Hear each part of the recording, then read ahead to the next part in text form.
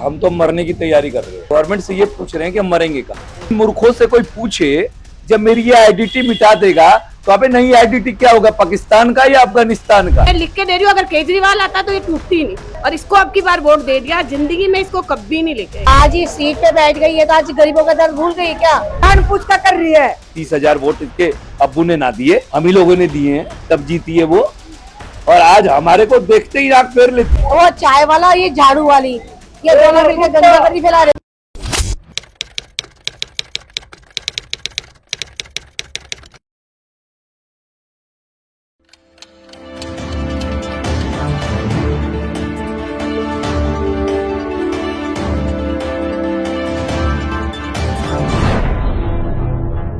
दिल्ली की मुख्यमंत्री रेखा गुप्ता की विधानसभा शालीमार बाग में अब कहीं ना कहीं लोगों की टेंशन बढ़ चुकी है।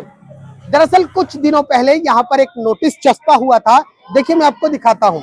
ये जो आप जगह देख रहे हैं ना, ये शालीमार गांव है और यहाँ पर कुछ दिन पहले यानी कि जनवरी के आसपास नोटिस चस्पा हुआ था, जिसमें कहा गया था, इन लोगों से एक जस्टिफिकेशन मांगा गया था और कहा गया था कि अपनी जमीन को प्रमाणित कीजिए कि ये जमीन आपकी है, अन्यथा उस पर बुलडोजर की कार्रवाई की जाएगी। ऐसे में अब इन लोगों के पास एक बार फिर से ये नोटिस आ चुका है और ये नोटिस ये कहता है कि 15 दिन के भीतर अपना मकान खाली कर दीजिए, अन्यथा इस पर बुलडोजर की कार्रवाई की जाएगी। और सिलसिलेवार तरीके से मैं आपको इस नोटिस के बारे में समझाता हूं। देखिए ये लोग हैं, जब से नोटिस चिपका है पहली बार में, तब से अपने मकानों को बचाने के लिए लगातार प्रदर्शन कर रहे हैं, अपने घर बचाने के लिए सरकार से गुहार लगा रहे हैं। और अब मैं इस नोटिस के बारे में आपको पूरी तरीके से विस्तार से समझाता हूं। देखिए दरअसल ये जो नोटिस इन लोगों को दिया गया है, ये लैंड एक्विजिशन कलेक्टर की तरफ से ये नोटिस इन लोगों को दिया गया है और नोटिस में हवाला दिया गया है 1894 के तहत। जिस तरीके से जब अंग्रेजी शासन लागू होता था, अंग्रेज कानून लागू होता था, तो उस दरमियान अगर मैं आपको एक तरफ ये दिखाऊं, देखिए जब अंग्रेज कानून लागू होता था 1894 में, तब यहाँ पर ये जो रेलवे स्टेशन आप हमारी स्क्रीन पर देख रहे हैं, उससे सटा हुआ ये इलाका था और इस इलाके को उस समय यहाँ पर सरकारी सुविधाओं के लिए यानी कि अस्पताल, स्कूल, तमाम तरीके के लिए इस भूमि को चिन्हित किया गया था। उसके बाद नोटिस ये कहता है कि साल 1959 में यहाँ पर जो जमीन है 34,070 एकड़ की जमीन को वो चिन्हित की गई थी और कहा गया था कि इस पर जो प्लान डेवलपमेंट ऑफ दिल्ली यानी कि दिल्ली का जो प्लान, जो सरकारी का मास्टर प्लान है, उसके तहत यहाँ पर काम होगा। लिहाजा 1959 में इस जमीन को ये नोटिस कह रहा है कि यहाँ पर चिन्हित की गई थी। उसके बाद ये नोटिस क्या कहता है दूसरे पेज में, दरअसल इन लोगों को 12 पेज का ये नोटिस जारी किया गया है, जिसमें सिलसिलेवार तरीके से सब कुछ कहा गया है। लेकिन जैसे जैसे ये जो नोटिस अब लोगों के घरों पे चिपक रहा है, लोगों की सिरदर्दी बढ़ गई है। फिर से इनकी तरफ देखिए और मैं आपको नोटिस समझाता हूं। पेज नंबर 2 नोटिस का कहता है कि साल 1980 में इस जमीन को बंजर कादिम यानी कि बंजर भूमि की तरीके से घोषित कर दिया गया था। और उसके बाद पेज नंबर 3 की बात करें तो जिस तरीके से यह भी नोटिस में कहा गया है कि इन लोगों को क्योंकि जब 1959 में जब इस जमीन को चिन्हित किया गया था, तब 1959 के बाद ये लोग यहाँ पर इस जमीन पर आकर रहने लगे और धीरे धीरे जमीन को कब्जा कर लिया गया और कब्जा करके रहा गया। ये नोटिस इस तरीके से ये कह रहा है। उसके बाद नोटिस ये भी कह रहा है कि इन लोगों को जो मुआवजा है वो जमीन का दिया गया था, वो जमीन का मुआवजा दिया गया और जो बाकी जिन लोगों को नहीं मिल पाया था उनका मुआवजा रिवेन्यू डिपॉजिट में जमा किया गया था। लेकिन अब इस बात को भी लेकर इन लोगों के मन में सवाल है। लोग कह रहे मुआवजा तो मिला नहीं, तो नोटिस में किस बात का जिक्र है? पहली चीज ये। दूसरी चीज, जिस 1894 एक्ट की बात हो रही है उसको लेकर इनके मन में कई सवाल है। ये कहते हैं कि जब अंग्रेज शासन लागू था, देश 1947 में लागू किया गया, तो उसके बाद 1894 में किस तरीके से इस एक्ट का जिक्र किया गया है। देखिए ये जो पूरा इलाका देख रहे हैं ना आप, इस नोटिस में इसका भी जिक्र है। लेकिन पहले मैं आपको ये तमाम बात समझा देता हूं। अगर मैं आपको और थोड़ा सा आगे ले चलूं तो ये रेलवे ब्रिज के किनारे किनारे अंडरपास है। अगर इस अंडरपास से लेकर और ये जो पूरा लाइन अब मैं आपको दिखाऊं, ये पूरा रोड आप देख रहे हैं, यानी कि ये जो रोड है अंडरपास के पास रोड नंबर 319 है। और उसके बाद अगर आप कोने तक आपको एक मेट्रो ट्रैक दिख रही होगी, वहां तक जाएं तो रोड नंबर 320 है। यानी कि इस दायरे में आने वाली सड़कें, इन पर कार्रवाई की जाएगी। और जिस तरीके से अब मैं इस रोड के बारे में बताता हूं। देखिए, ये आप डिवाइडर देख रहे हैं ना, उस डिवाइडर से रेलवे ट्रैक से लेकर और ये जो यहाँ पर इन लोगों ने अपने मकान बनाए हैं, यहाँ तक लमसम मास्टर प्लान के तहत 30 मीटर की सड़कें बननी है। और 30 मीटर की सड़कें जो हैं वो अभी उस लिहाज से महज 19.5 मीटर की सड़कें बनी हुई हैं। अगर मैं इस सड़क की बात करूं तो ये उस तरफ से लेकर और यहां तक की 19.5 मीटर की सड़क है। यानी कि इन लोगों को जिस तरीके से नोटिस आया है, ये नोटिस कहता है कि इनको 10.5 मीटर की सड़क और चाहिए, या उसको लेकर अब नोटिस ये कह रहा है कि 10/12/2025 को इलाके में डिमार्केशन किया गया। और उसके बाद यानी कि 10/1/2026 दिसंबर 2025 के बाद ठीक 1 महीने बाद इलाके में निशानदेही की गई। निशानदेही का मतलब मकानों पर स्याही लगाई गई और ये कहा गया कि इस जो इलाके में जहां तक ये जो कार्रवाई होनी है वो निशानदेही की गई है। उसके बाद नोटिस क्या कहता है ये भी समझ लीजिए। नोटिस ये कहता है कि अब इलाके में मुनादी भी कराई गई थी। जिस तरीके से ये लोग मकान को खाली करने को तैयार नहीं थे, उसके बाद इलाके में मुनादी कराई गई। मुनादी का मतलब ढोल नगाड़े के साथ प्रशासन पहुंचा और प्रशासन ने पूरे इलाके में ढोल नगाड़े पिटवाए और कहा कि इस जमीन को खाली कर दीजिए। उसके अलावा कई इंग्लिश समाचार पत्रों में 26/1/2026 को इस बात का जिक्र किया गया कि ये जो जमीन है ये पूरी तरीके से अवैध है। तो ये सब तमाम बातें इस नोटिस में है। अब लोगों से बात करते हैं। देखिए, नोटिस में बहुत कुछ बातें हैं, 12 पन्नों का पेज है, मैंने आपको बता दिया। लेकिन सबसे बड़ी बात जो मैं आपको बताना भूल गया, 1894 का जिस बात का जिक्र हो रहा है, उस जिक्र को लेकर इनके मन में जो सवाल है, दरअसल क्या है कि जब साल 1947 में देश आजाद हुआ था, उस वक्त रातों रात कोई भी कानून बदला नहीं जा सकता था। उस लिहाज से 1894 का जो कानून था, जो अंग्रेजी कानून था, उसको कहीं ना कहीं कंटिन्यू किया गया और वो कानून चलता आया साल 2013 तक। यानी कि जब मनमोहन की सरकार थी तब उस कानून को उसमें बदलाव किया गया और पुनर्वास और पुनर्स्थापना के तहत उस कानून को बदला गया। उस लिहाज से इस नोटिस का जिक्र हो रहा है और कहा जा रहा है कि इस जमीन को इनको खाली करना ही होगा। लेकिन यकीनन क्या ये लोग तैयार हैं? सीधे बात करते हैं कि क्या कुछ इनका कहना है। सबसे पहले सर से बात करते हैं। सर, जिस तरीके से 1894 का जिक्र है, कहा गया है कि ये अंग्रेजों के समय में इस जमीन को चिन्हित कर लिया गया था जन सेवाओं को लेकर, क्या कहते हैं कि अब आप लोग खाली करेंगे क्या की तैयार, क्योंकि अल्टीमेटम तो 15 दिन का है। सर, हम तो मरने की तैयारी कर रहे हैं, खाली करने की नहीं। जब खाली करना है तो ये शरीर से आत्मा निकालने की तैयारी कर रहे हैं। ये गवर्नमेंट से हम ये नहीं पूछ रहे कि हम रहेंगे कहाँ, गवर्नमेंट से ये पूछ रहे हैं कि हम मरेंगे कहाँ। वो जगह बता दे, सिंपल। वो ये बताए कि ये जो बहनें आई थी, जिसको अभी तो मेरी पत्नी लड़ पड़ी मेरे घर पे, कह रही कि हमारे पिताजी ने आपका घर देख के शादी किया था, अब ये घर ही तोड़ रहे हैं, तो तुमने तो धोखा दिया। वो तो 420 का केस लगा रही है। मैं किसको कहूँ, रेखा को कहूँ या मोदी को कहूँ जाके? बिल्कुल, किसको कहूँ? ये धोखेबाज मैं नहीं हूँ, गवर्नमेंट है। तो ये कहावत है कि जिस घर से डोली आती है उसी घर से अर्थी निकलती है। ये आज की नहीं है, बहुत पुरानी हमारी बहनें भी कह रही थी। कहां से अर्थी निकलेगी वो बता दे गवर्नमेंट। मैं तो गवर्नमेंट से लीगल सवाल पूछ रहा हूँ, ये बता हम मरेंगे कहाँ।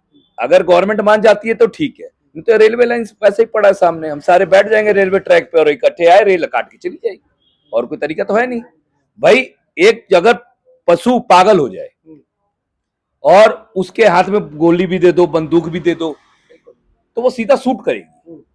और हम हाथ जोड़ेंगे तो कहीं अनपढ़ गवार है, क्योंकि उसके पास ताकत आ गया ना, तो उसको शिक्षा सब खत्म, नशे में धुत है, वो पावर के नशे में धुत है।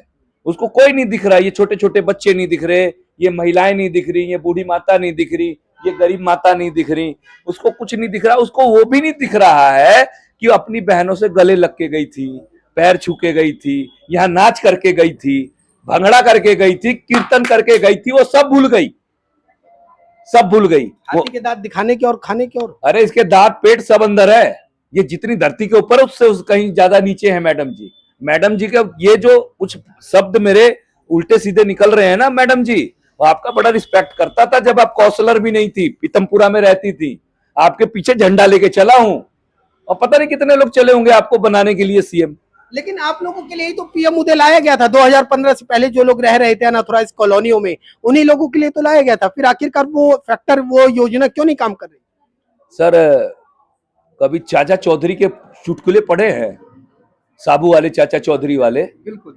तो ये गवर्नमेंट हमारे को तो समझती है वो चुटकुला, और वो है चाचा चौधरी और हमें साबू, और इनका दिमाग चाचा कंप्यूटर से भी तेज चलता है, तो इनको कोई लेना देना नहीं है, इनको सब हड़प के खा जाना है। ये दरअसल प्रॉब्लम्स क्या है कि इस पे नजर भू माफिया का है, भू माफिया की नजर, और इनका सीधा सीधा बनता है। ये जो 12 खसरा नंबर 12 और 13 दिया है, ये पूरे गांव तोड़ने का विचार है। पूरा गांव जाएगा, हैदरपुर का भी जाएगा, शालीमार का भी जाएगा, ये झुग्गियां भी जाएंगी। ये कम से कम देखो, ये एसआईआर क्यों करवा रहे हैं? एसआईआर करवाने के बाद ये कम से कम 1 से 1.5, दिल्ली वालों सुन लेना बड़े ध्यान से, आप लोगों का 1 से 1.5 करोड़ नाम कटेगा एसआईआर में, और फिर आप फॉर्म नंबर 6 भरोगे, उसके अंदर ये साबित करेंगे कि आपको हम नागरिकता दे या ना दे, और आप पहले तो घर की छोड़ो नागरिकता के लिए लड़ोगे, और ये आपकी आइडेंटिटी मिटा देंगे। जब इनसे ये इन मूर्खों से कोई पूछे, जब मेरी ये आइडेंटिटी मिटा देगा तो अबे नई आइडेंटिटी क्या होगा, पाकिस्तान का या अफगानिस्तान का या इराक का, वो बता दे, और नहीं तो एक बम लाके हमारे ऊपर गिरा दे, कहानी खत्म कर। क्यों बलडोजर खेल रही है? अरे राक्षस प्रवृत्ति के लोग, तुम्हें हम जिंदा जागता आदमी ना दिख रहे? और अगर परिचय देखना है तो चल बक्सर दिखाता हूँ, 7 पुस्तकों का पांडव के पास हिसाब किताब है। तुम वही लोग हो जो एकलव्य का अंगूठा काट लिए थे, और आज गरीबों का। और जानते हैं क्यों तोड़ा जा रहा है? क्योंकि हमें चिन्हित किया गया है कि हम अनुसूचित जाति के हैं। ये सारे इधर जो है, सबस शब्दों में कह रहा हूं कि हमारे भंगी भाइयों का घर है, इधर वाल्मीकि समाज का घर है, पासवान समाज का घर है, और इसी वजह से और ओबीसी लोग रहते हैं। तोड़ना उधर सैनियों का, तोड़ जाके यादव का गांव, हैदरपुर का तोड़ के देख, तो सहीपुर का गांव तोड़ लेना, जाटों का गांव है। हम लोग दरअसल यूपी बिहार के सीधे साधे लोग हैं। जाति भाव पे आधारित इस तरीके से काम हो रहा है। चिन्हित किया है सर, चिन्हित किया है।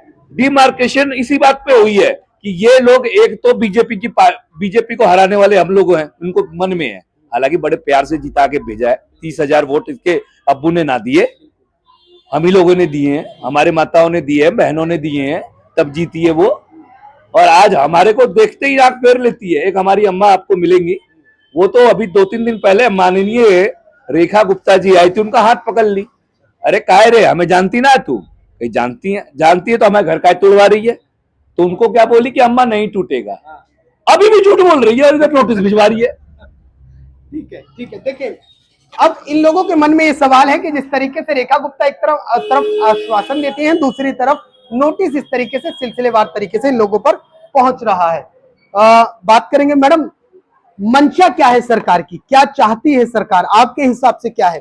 क्या जातिगत देखकर टारगेट किया जा रहा है, या कुछ चुनिंदा लोगों को फायदा पहुंचाने के लिए जमीन को इस तरीके से डिमोलिश किया जा रहा है?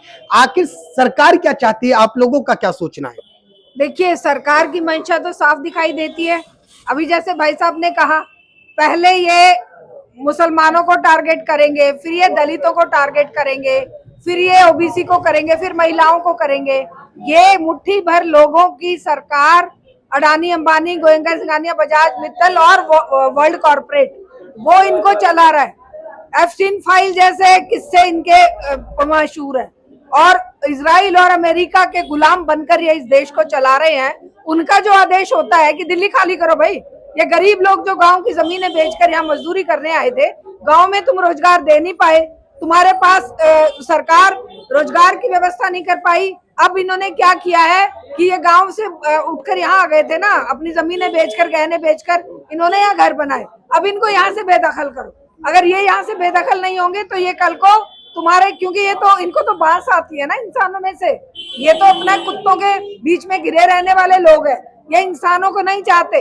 और इंसानों का मटियामेट करने के लिए जिस सरकार को SIR और इस तरह के मुद्दे या EVM जैसे मुद्दों से वोट मिल जाता है, वो इन वोटर की क्या वो करेगी रिस्पेक्ट। अब जब 2026 आ गया, 1894 और 2026, क्या कहाँ थी सरकारें? क्या उनको नजर नहीं आ रहा था? देखिए, ये जो सरकार है ना, ये क्या कर रही है हमारी, तो हम तो अनपढ़ गंवार औरतें हैं जो इनके उससे कहने से वोट दिया और इन्हें इतनी बड़ी पोस्ट पे पहुंचा दिया है। ये 96 में भी इन्होंने यहाँ से पहले तोड़ा है। ये कानूनी भाषा है ना, कौन से ये 1800 1900 जो भी लगा रहे हैं, उसका तो हमें ज्ञान ही नहीं है। इतना ज्ञान होता है ना तो अनपढ़ों की तरह इसे वोट नहीं दे करते हम, तो वो तो हमें पता ही नहीं है इस चीज का। लेकिन मुझे इतना पता है कि हमारे यहाँ 5 पुश्तें हो चुकी हैं। 96 में भी इन्होंने 1996 में भी यहाँ पे मकान तोड़े हैं, उसके बाद इन्होंने 2003 में तोड़े हैं। तो जब सरकार को ये पता था कि ये लोग मतलब खेती की जगह या मुआवजा नहीं लिया या जो भी इनका होता प्रोसीजर, तो उस टाइम पे सरकार को याद नहीं आया कि यहाँ पे आप एक पार्ले जी बिस्कुट पे भी पूरी इन्फॉर्मेशन लिखते हो तो आपको यहाँ बोर्ड नहीं लगाने चाहिए। तो लोगों ने यहाँ पे गांव की जमीनें गहने बेच के कर्जे ले लेके अब घर मकान बना लिए, तो अब इन्हें अपना यहाँ पे नजर आ रही है कि जगह चाहिए हमें। एक बात और है कि मैडम जो हमसे वोट लेके जीती है वो करिए, सामने तो आज तक उन्होंने हमें एक बार ये नहीं कहा, रीजन नहीं दिया है कि मैं तोड़ किस लिए रही हूँ। वो नजर नहीं आई आप लोगों को? एक बार भी नजर आई है, हमने स्वागत भी करा, आई है जीतने के बाद। लेकिन उसके बाद जो ये जब हम यहाँ महिलाएं वोट के लिए आ रही थी तो हम ही महिलाएं थी ना, आज जो हमारे घर तोड़ना चाह रही हैं तो हमारे पास आके हमें एक बार रीजन तो नहीं बताया कि मैं इसलिए तोड़ना चाह रही हूँ। ये तो हम जो इनकी जो किताबें छपती है, ये काम किया वो काम किया, उसी से हम आइडिया लगा रहे हैं कि ये रोड की वजह से ले रही है। आज भी हमें ये ही नहीं पता, रीजन ही नहीं समझ में आता है। कभी मैडम अपनी किताब में लिख देती है पेज नंबर 36 पे कि यहाँ पे जाम लगता है या पानी भरता है नाले का। हमें यहाँ हम रह रहे हैं, जाम लगता है और नाले का पानी जमता है। 1894 से 2026 हो गए, आप लोग धीरे धीरे बसने भी लग गए। चलो बस भी गए, बसने के बाद आप कार्रवाई कर लेते। उसके बाद आपने क्या किया?